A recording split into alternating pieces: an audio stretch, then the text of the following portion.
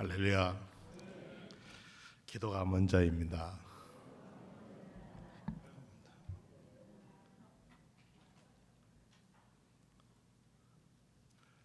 여러분은 오늘 성삼위 하나님께서 여러분을 거룩한 부름으로 거룩한 곳으로 인도하셨음을 믿으시기를 축원합니다.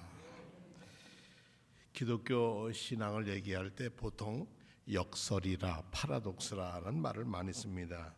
좀 어려운 얘기 같지만 십자가가 영광이고 고난이 기쁨이라고 하는 것은 어떻게 고난이 기쁨이고 십자가가 영광입니까?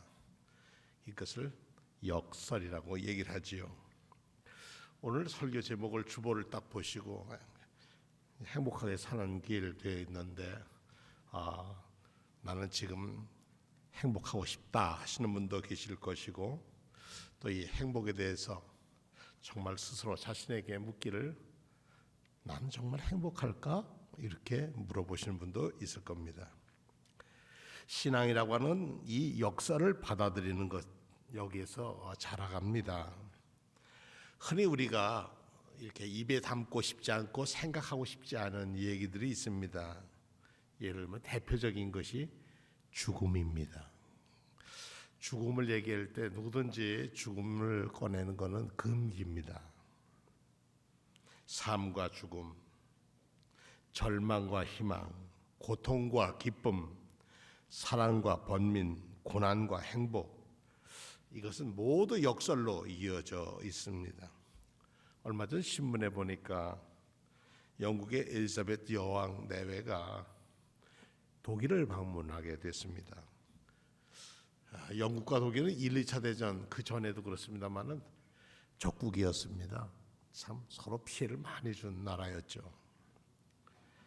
뉴스는 이렇게 전합니다. 엘리자베스 여왕이 11년 만에 독일을 방문하고 메르켈 총리를 비롯한 많은 독일 국민으로부터 따뜻한 환영을 받았다. 엘리자베스 여왕은 남편 필립 공과 함께 6월 23일부터 24일 일정으로 독일을 공식 방문했다. 여왕은 독일 방문은 2004년 이후 11년 만의 일이다. 엘리자베스 여왕은 24일 베를린 총리 관저 테라스에서 메르켈 총리와 함께 모습을 보여서 베를린 장벽이 구축된 장소를 설명받았다. 그리고 이런 얘기하면서 마지막으로 엘리자베스 여왕이 26일까지 독일을 각지를 방문하는데 안내 일기를 썼던 유태인 소녀 안네 프랑크가 목숨을 잃었던 나치 베르겐 강제 수용소도 방문할 예정이라고 한다. 베르겐 벨제는 1943년 독일의 나치가 전쟁에서 포로와 유대인을 수용하게 만든 수용 인원 4만 1,000명 규모의 수용소였습니다. 여기서 3만 7천 명이 굶주림과 병들어서 죽었습니다. 그 중에는 안네 일기로 유명한 안네 프랑크도 여기 있었는데 안네 프랑크는 죽을 때까지 자기 어머니가 사준 일기에 늘 긍정적인 것으로 이 죽음에서 이 포로 수용소에서 긍정의 길을 샀다가 그도 죽었습니다. 1929년에 태어나서 45년 그는 세상을 떠났습니다. 우리는 6월을 보내면서 우리 6월 늘 우리나라 6월만 있는 건 아닙니다. 우리 민족사의 가장 아픔이었던 6.25를 보내면서 6월달을 보냅니다. 6.25를 생각하면은 우리는 북쪽 사람과는 원수가 되고 북쪽 사람은 대리 전쟁이라고 한다면 저쪽 공산주의와 민주주의의 대결 속에서 그래도 하나님이 만든 인간의 정치 체제 중에 민주주의만한 게 어디 있겠습니까? 민주주의의 자유를 지키려고 수많은 사람이 생명을 잃었습니다. 잊혀져가는 전쟁의 그 두려움, 가끔씩 우리 주변에서 사건들이 터지긴 합니다만 이런 속에서 우리는 전쟁에 우리 얼마나 두렵고 무서운 거에 대한 것을 쉽게 잊으려고 합니다. 저에게 있어서의 6.25는 저희는 해방된 다음에 자유를 찾기 위해서 남하였고 그리고 남쪽에서 만난 6.25는 일사후퇴를 포함해서 저희 가족에 할머니를 잃어버렸고, 할아버지는 전쟁으로 돌아가셨고, 아버님은 그걸 통해서 교통사고로 돌아가셨고, 뭐 하여튼 저희 가정이 다 깨지고 고향을 등진 그런 피난민 38 따라지 인생을 살았습니다. 지독한 가난과 영양실조 속에 살았지만 저희 집은 예수님이 우리 집의 주인이라 그래 믿고 살아서 여기까지 왔습니다. 이게 다 하나님의 은혜입니다. 우리 6월의 기도가 복되어라 평화를 위하여 일하는 이들이라는 기도의 제목을 가지고 한 달을 기도했습니다. 여러분 얼마큼 이 기도의 제목을 가지고 기도하셨는지 모르겠습니다. 제가 이 교회 부임하여 매달 기도의 제목이 있었는데 여러분들 마음에 어떤 달에는 내가 마음이 좀 와닿고 어떤 달에는 그냥 지나가는 날도 많았고 그랬을 겁니다. 그런데 저는 올해 우리의 기도 복되어라 평화를 위하여 일하는 이들이란 6월의 기도가 아주 가슴 깊이 와닿습니다. 천천지 원수같이 동족이 철책을 놓고 서로 총칼을 대고 대립하고 있는 이 현장에서 평화를 위해서 우리 수원종로교회 연합여성교회가 큰 일을 하셨다는 겁니다. 지금 중국에서 물건을 모으고 준비하고 있는데 올해 안에 정확한 날짜는 알 수는 없지만 올해 안에 북녘에 보건소, 그러니까 우리 말하면 진료소 병원을 짓는데 병원의 크기는 70평에서 80평 사이가 될 거라 이렇게 전해오고 있습니다. 아마 다음 주면 이 일을 맡으신 분이 평양에서 돌아와서 우리에게 보고해 주실 겁니다. 어떻게 진행되어지고 있다는 사실을.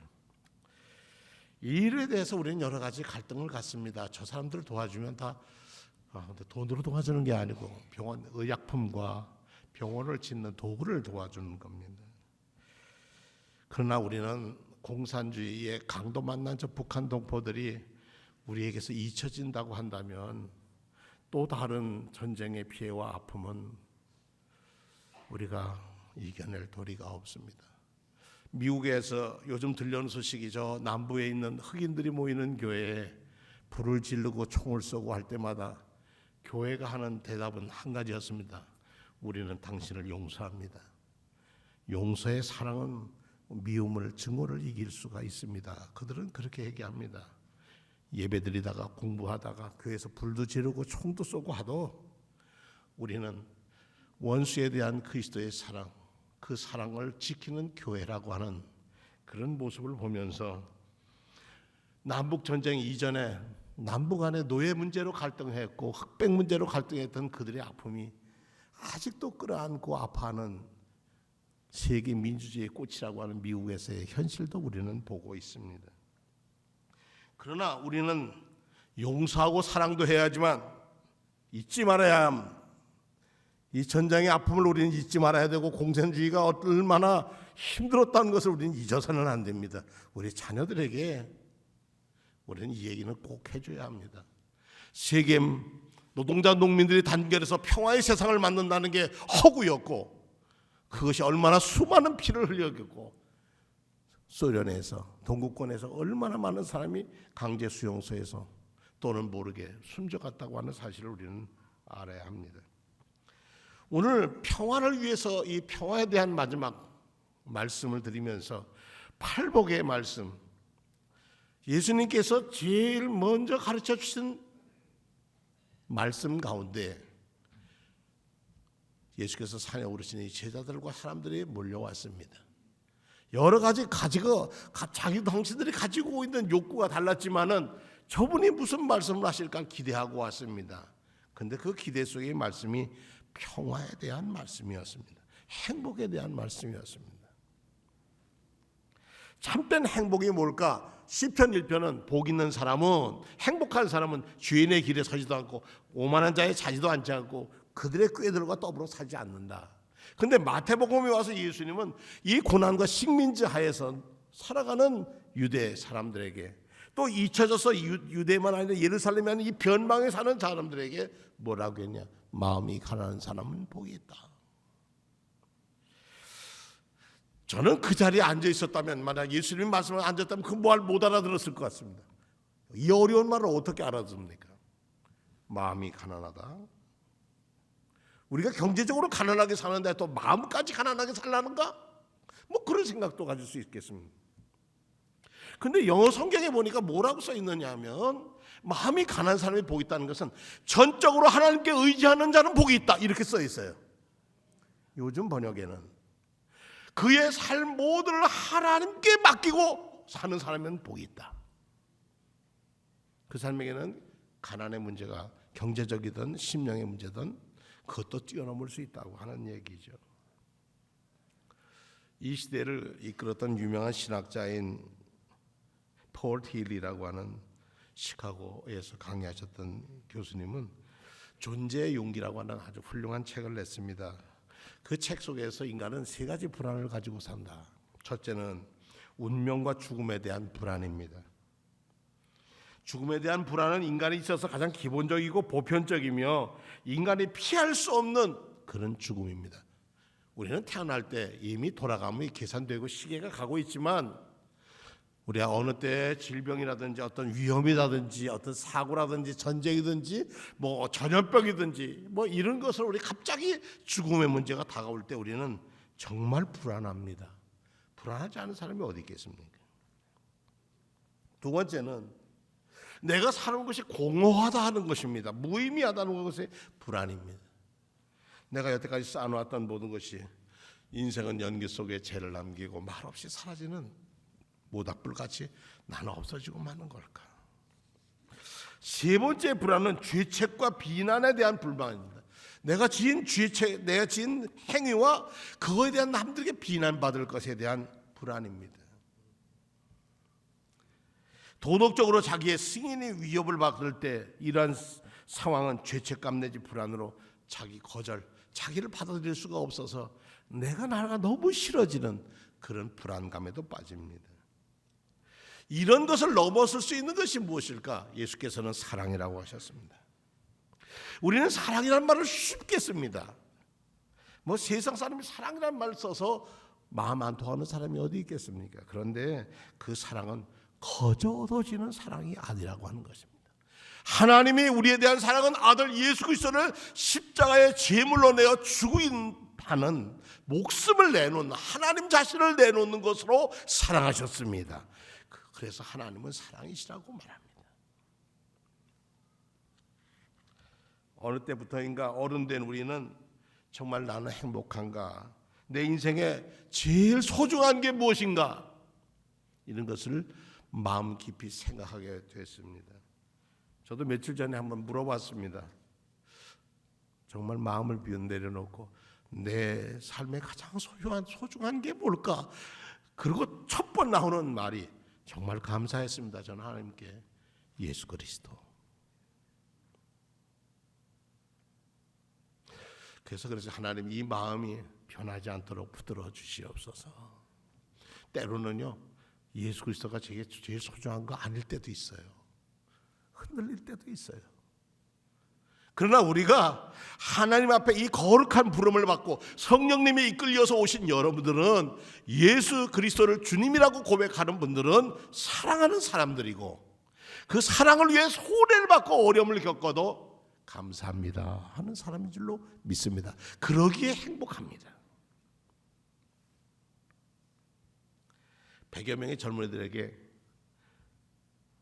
설문조사를 했답니다. 당신의 인생에서 바라는 가장 큰 야망이 무엇입니까? 그랬더니 행복하게 되는 거라고 얘기했습니다. 저도 제 자신에게 묻던 여러분 성도님들에게 묻고 싶습니다. 여러분은 무엇이 행복일까요? 여러분에게 행복은 무엇입니까? 이렇게 묻고 싶습니다. 어느 시대든 어느 사회든 간에 인간이 추구하는 가장 커다란 목적은 어떻게 내가 행복을 찾을 수 있을까? 어떻게 하면 행복을 살 수 있을까? 어떻게 가짐으로 행복할까? 어떻게 누림으로 행복할까? 어떤 권력을 가짐으로 행복할까를 찾습니다. 그러나 행복은 이렇게 보이는 게 아닙니다. 보이지 않지요. 조셉 뉴턴이라는 사람이 수필을 읽었는데 수필에 이런 짤막한 얘기인데 이런 얘기예요. 어느 날 자기가 자기 창가에서 밖을 보는데 꽃밭에 어린아이 하나가 나비를 따라다니는데 여기 나무가 거기 쫓아가 잡으려는데 못 잡는 거예요. 근데 그 나비 참 조그마하고 아름다운 나비였어. 그래서 저 애가 어떻게 잡나 못 잡나 보자. 그러고 기다렸는데 이 아이가 어느 날만 나비를 보고 탁 하고 잡았어. 그 아이 얼굴에는 어떻겠어요? 어떤 마음이에요? 어떤 얼굴이에요? 잡았구나. 그랬는데 나비를 올라가고 펼쳐보니까 나비가 어떻게 됐어요? 으깨져서 죽었어. 이쁜 나비야. 그 아이가 금방 울을 듯 얼굴이 팍 이그러지더라는 게. 그토록 쫓아다니다가 잡은 나비였는데 보다 아이가 으앙 하고 울더라는 거예요. 그런데 자기에게 이 조셉 뉴턴이라는 사람이 자기가 딱 느끼는 게 내가 지금 뭘 잡고 살고 있지? 그 잡은 것이 나를 울리고 있는 건 내 불행은 내가 잡으려고 추구했던 것이 아닐까 하는 생각이 들어서 이런 글을 썼다는 겁니다. 행복은 투쟁의 부재가 아닌 투쟁을 통해서 무엇인가를 우리를 행복해 주는 것과 뭘 통해서 애씀을 통해서 행복은 우리에게 다가온다고 합니다. 근데 산상수훈에 있는 오늘 팔복의 이 말씀은 어떤 행복? 최고의 행복인데 그 최고의 행복은 뭐냐? 우리 눈으로 손으로 잡고 누려지는 것 가지고 행복한 것이 아니고 하나님 나라의 선물로 받는 게 아니라는 겁니다. 하나님 나라는 우리가 생각하는 것과는 다른 파라다이스가 아니라는 것입니다. 행복은 우리가 그것을 잡기 전까지만 해도 진짜인 것 같고 그것이 있으면 금방 내가 정말 평생 행복할 것 같은데 그러나 그걸 자꾸 보면 신그루같이 없어지기도 하고 그거는 작은 나비처럼 부서져 으깨져서 나를 더 슬프게 만든다고 하는 것입니다. 행복은 어떤 투쟁이나 어려움 그 모두가 사라진 상태가 행복이 아니라는 겁니까? 어려움을 지나고 나서 얻어지는 그런 행복감이 행복이라는 것이죠. 행복은 앞으로 이루어질 행복이 아니라 바로 오늘 여기에서 주님이 나의 모든 것입니다 하고 주님께 전적으로 의지하는 그것이 행복이라고 성경은 마태복음 5장 첫 행복은 마음이 가난한 자는 복이 있나니 천국이 그들의 것이라고 얘기하고 있습니다.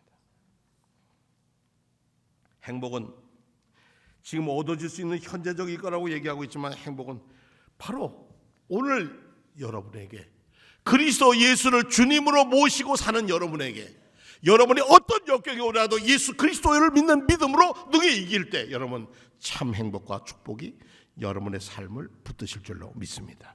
그것 때문에 우리는 이 자리에 있습니다. 사랑하는 성도 여러분, 우리가 지금 행복한가를 되돌아본다면 그 행복한가 하고 묻는 끝에는 감사합니다라고 이어지기를 축원합니다. 내 삶이 어쨌든 오늘 여기까지 이끌어주신 하나님께 감사할 것이 얼마나 많은지 모릅니다. 행복은 하나님이 주시는 선물입니다. 그러나 그 행복은 거저히 얻어지는 것이 아니라 자기 십자가를 지고 따를 때 오는 행복입니다. 어떤 분께서 진정한 행복이라는 것을 이렇게 요약을 해서 우리말로 바꿨습니다. 더 어려운 말이 되어버리고 말았지만 이런 말로 바꾼 것을 소개해드리려고 합니다. 자신의 유한성과 이기성 그리고 죄성을 깊이 느끼며 하나님께 의존하는 삶을 사는 사람들은 진정한 행복을 얻을 수 있다. 두 번째, 이 삶에서 어떻게 사는 것이 의로운가를 고민하며 그 의를 실천하고자 노력하는 삶을 사는 사람들이야말로 행복을 얻을 수 있다. 세 번째, 어느 자리에 있든지 평화를 촉진하고 평화를 이루기 위하여 삶을 살고자 노력하는 사람들은 행복을 얻을 수 있다. 네 번째, 손해를 보아도 옳은 것을 위해서 일하는 이들, 흔들리지 않는 삶을 살고자 노력하는 사람들은 행복을 얻을 수가 있다. 아주 작은 것일지라도 정의로운 가정, 정의로운 교회, 정의로운 사회, 정의로운 세계를 위하여 관심하고 일하는 사람들은 행복할 것이다. 경제적으로나 사회적으로 힘없는 사람들, 아주 작은 사람이라고 주변으로 밀려난 삶을 사는 이들에 대해서 끊임없이 관심하고 그들을 위하여 삶을 넘어서고 그들과 함께 삶을 살고자 노력하는 사람들은 행복을 얻을 수 있다. 이렇게 요약을 했습니다. 진정한 행복은 하나님, 다른 인간, 나 자신의 올바른 관계에서, 올바른 관계를 통해서 이루어집니다. 행복은 하나님과 올바른 관계, 그것을 우리는 믿음이라고 했습니다. 하나님은 다른 인간과 올바른 관계, 그걸 우리는 사랑이라고 말합니다. 그리고 나 자신과 올바른 관계, 그것은 우리는 소망이라고 할 수 있습니다. 우리의 가슴으로, 우리의 영혼으로 얻을 수 있는 것이 행복이지, 물질로 얻어지는 것은 행복이, 참 행복이 아니라는 것입니다. 그런 뜻에서 행복은 어떤 의미에서 정신적이고 영적인 경험이고, 그것은 다른 이들 눈에 보이는 것은 아니지만 진정한 행복은 우리가 끊임없이 결단과 용기를 통해서 얻어질 수 있는 것인데, 예수님을 따르는 삶을 선택한 사람들은 자기를 부인하고 자기 십자가를 지고 주님을 따를 것이라고 하는 것입니다. 그래서 이 세상 사람들이 말하는 행복에 대해서는 NO 말할 수도 있고, 그리고 하나님과 우리 자신과 이웃을 향해서는 yes, 제가 그 일을 감당하겠습니다, 제가 주의 도우심으로 그리하겠습니다 라고 다짐할 때 우리 마음의 평강을 얻을 것입니다. 얼마 전에 힐러리 클린턴이라고 하는 앞으로 미국 대통령을 나오려고 하는 분이 그런 신문 기자와의 인터뷰를 봤습니다. 묻습니다. 기자가 묻습니다. 요즘 어떻게 지내십니까? 가만히 생각하던 힐러리가 분명한 말로 이렇게 말을 합니다. 나는 매일 아침 눈을 뜨자마자 나 자신에게 언제나 묻습니다. 자, 오늘 너는 어떻게 살 것인가? 아주 냉소적으로 오늘을 살 것인가? 아니면 너에게 주어진 것을 최선으로 만들려고 노력하는 오늘을 살 것인가? 그리고 나는 매일 새롭게 후자를 선택하도록 나 자신을 격려합니다. 나는 매일 아침마다 마치 새로 태어난 듯이 새로운 선택을 하면서 하루를 시작합니다. 그리고 신앙은 나에게 그런 선택할 용기를 줍니다. 신앙은 우리 삶의 용기입니다. 매일 여러분이 부딪히는 게 전염병도 문제이고 남북한의 문제도 문제이고 아직도 이 나라에 해결되지 않는 수많은 문제 속에서 우리는 무엇을, 그럼에도 불구하고 하나님의 뜻을 선택해야 합니다. 그것이 고통과 어려움과 역경이라도, 그것이 내게 손해보는 일이라고 할지라도 그것을 택할 때 우리에게는 참 행복이 옵니다. 그 참 행복을 마음껏 고백하며 사는 성도님들과 제가 되기를 축원합니다.